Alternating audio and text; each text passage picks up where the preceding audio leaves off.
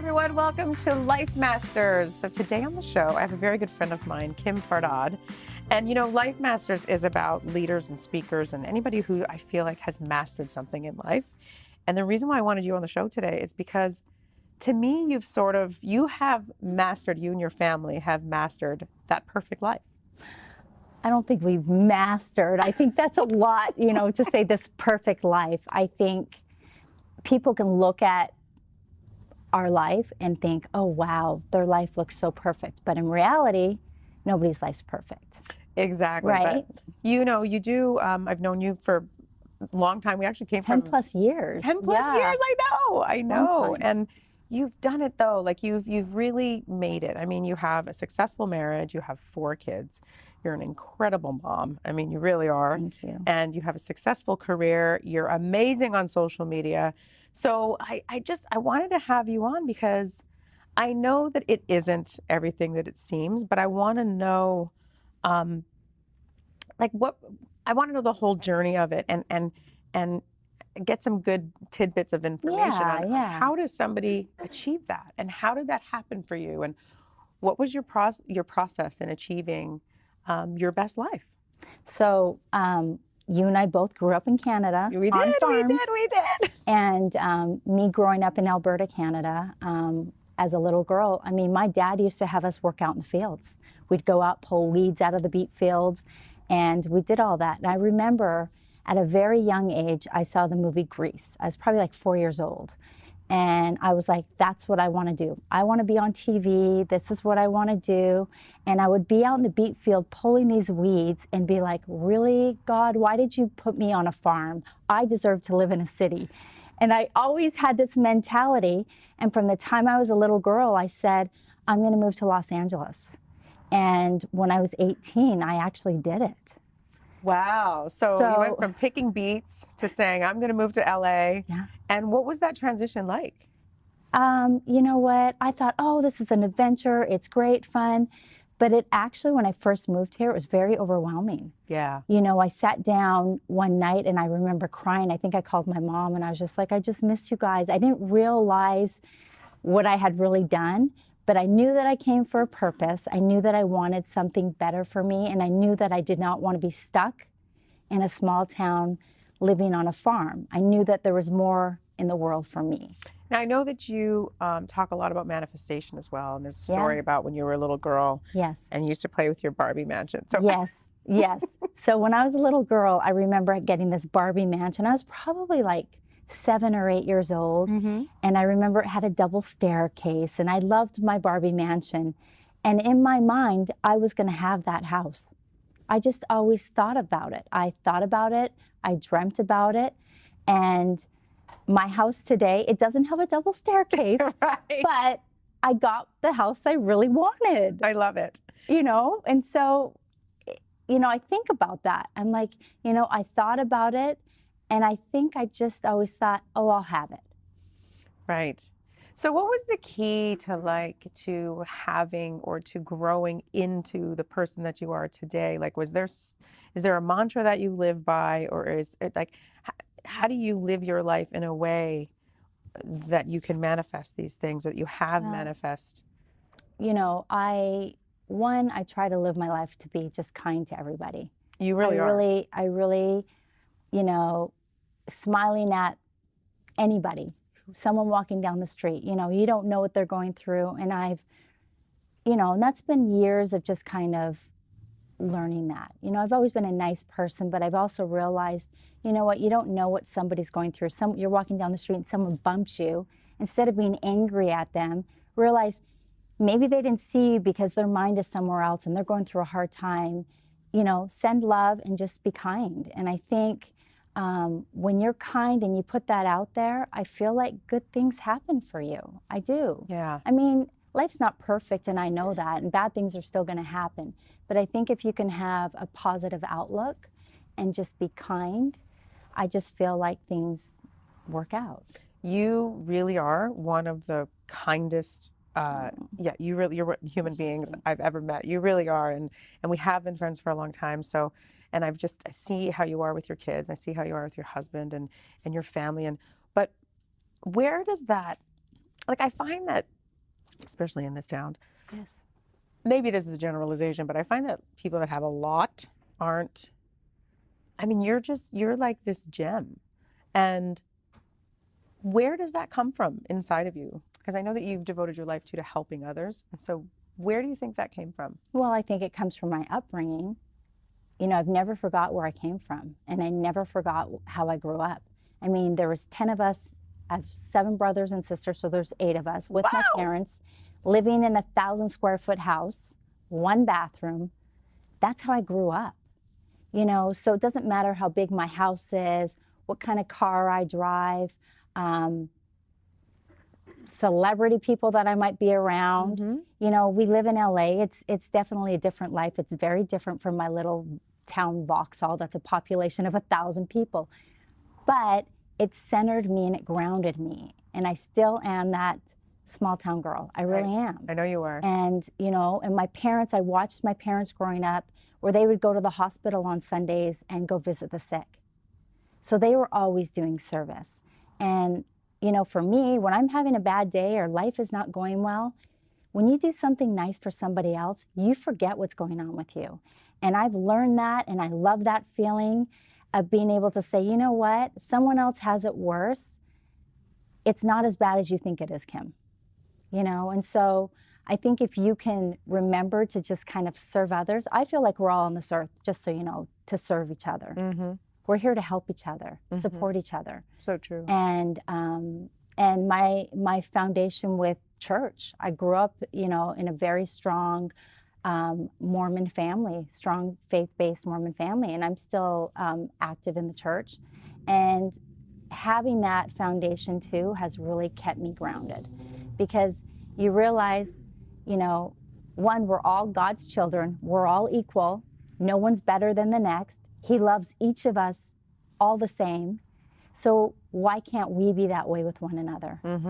It's a good question, I know. We're not all going to get along. Everybody's personality is different, but why not just accept people for the way they are? It doesn't mean you have to have them in your life. That's not what I'm saying, because I've learned that. You can be kind and loving to everybody, but there's going to be people that, you know what, they don't bring out the good in you. Or when you're around them, you just feel this negative energy. You don't have to have them in your life. So how do you handle that? Because I know a lot of people, I'm sure, want to be in your life. And how do you, I mean, for people out there that have people in their life, whether it's family members or whether it's friends, and they know they need to get that person out of their life, how do you handle that in yours? So that's been hard for me. Yeah. And I would say in the past, probably like 5 years, I've had to weed people out of my life. Yeah. And you know, for me, it was just kind of like, you know what, I'm just going to kind of let it go. So maybe I wasn't, and this may not be the right way to do it, but for me, I'm terrible with confrontation because I don't want, you know, I don't want this confrontation, but I kind of would just kind of let it go.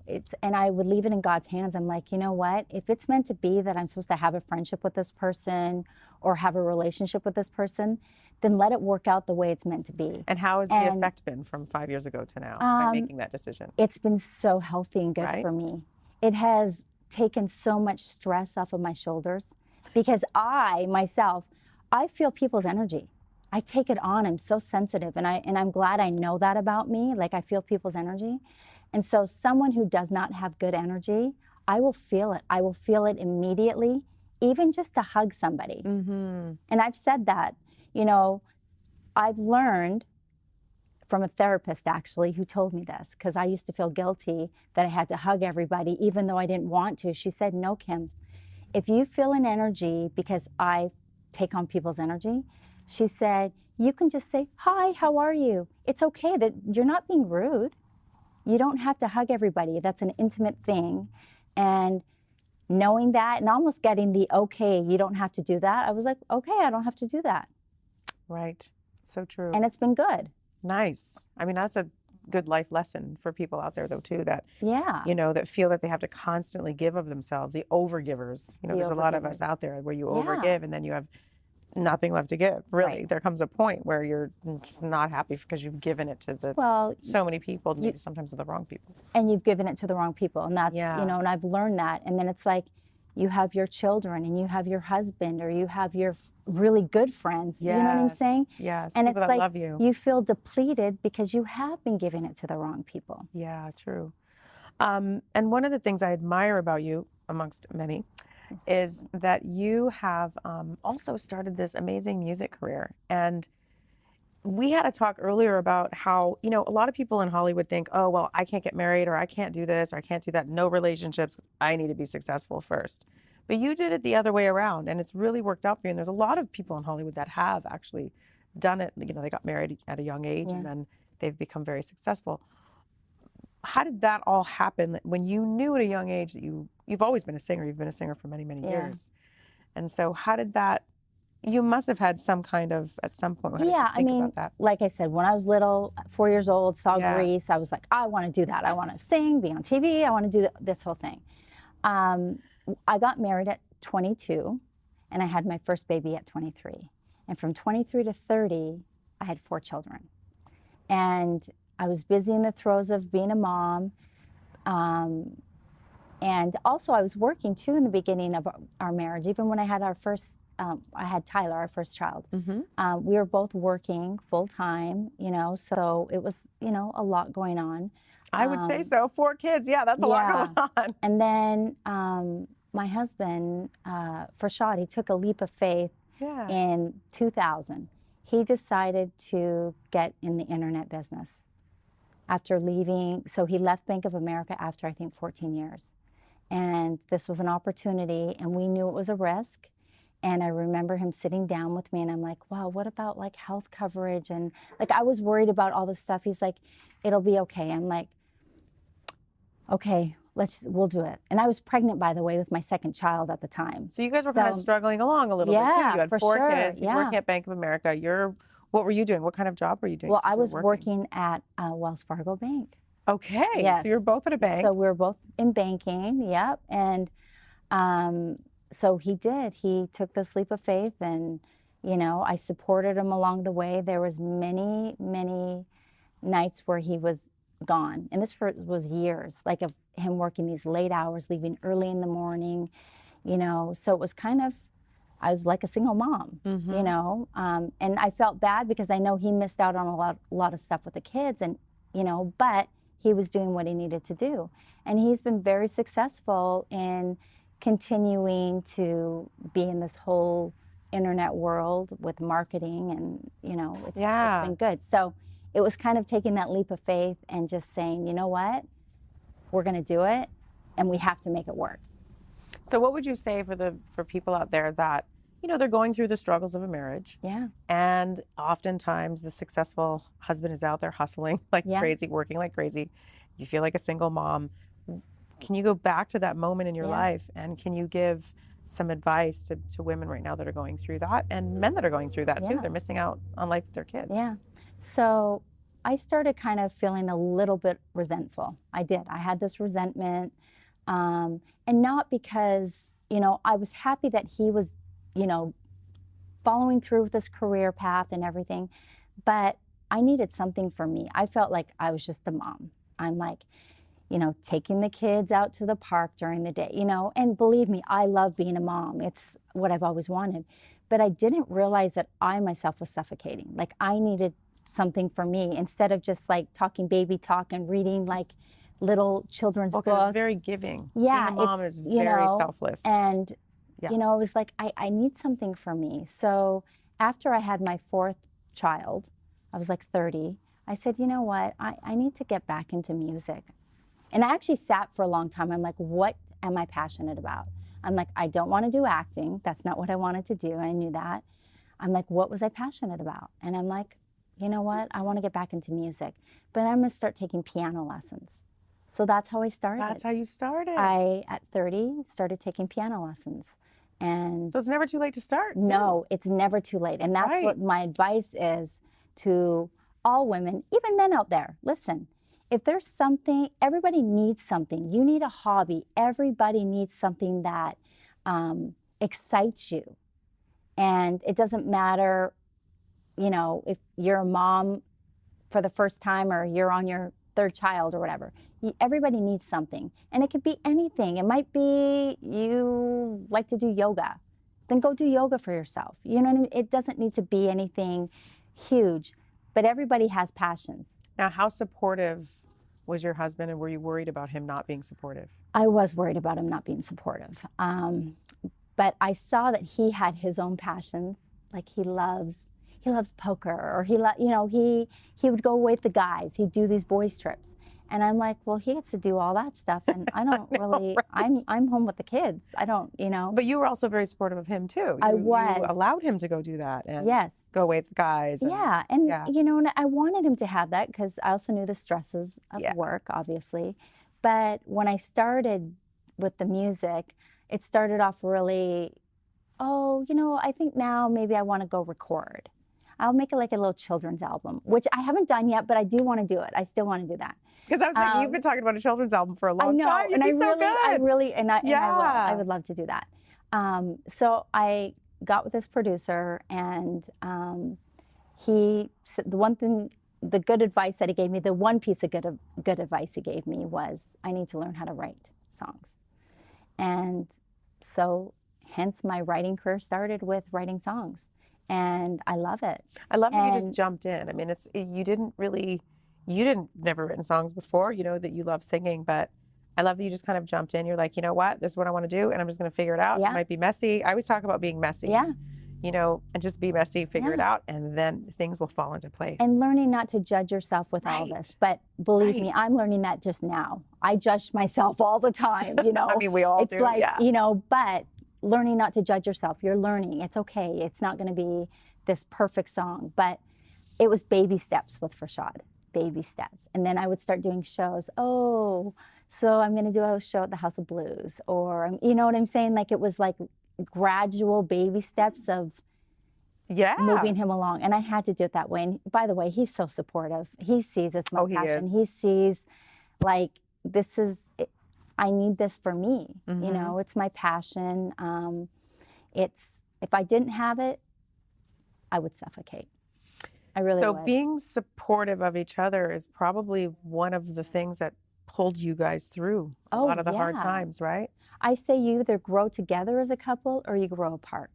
And what are things that you can grow together in? And this is what I've learned. It's okay for you to have your separate passions, but you guys need to have passions. And then you need to be able to come together and support each other with those passions. Awesome. And so I think that's really the key.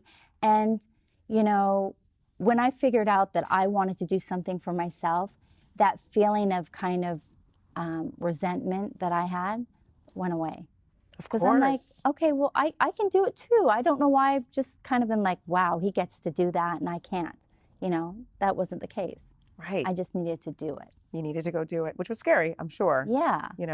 And now moving forward in this next chapter too, you have just exploded on social media. And I love how inspiring it is. You talk about family, you talk about life, you talk about dating, you talk about food, you talk about all kinds of stuff. Like, it's like a life blog, and it is a blog. Yeah.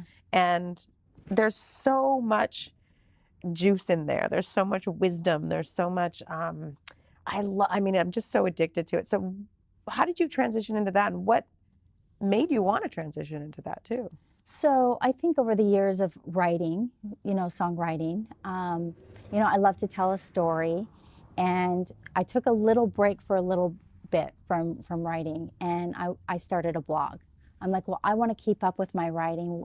What better way to do this than start a blog?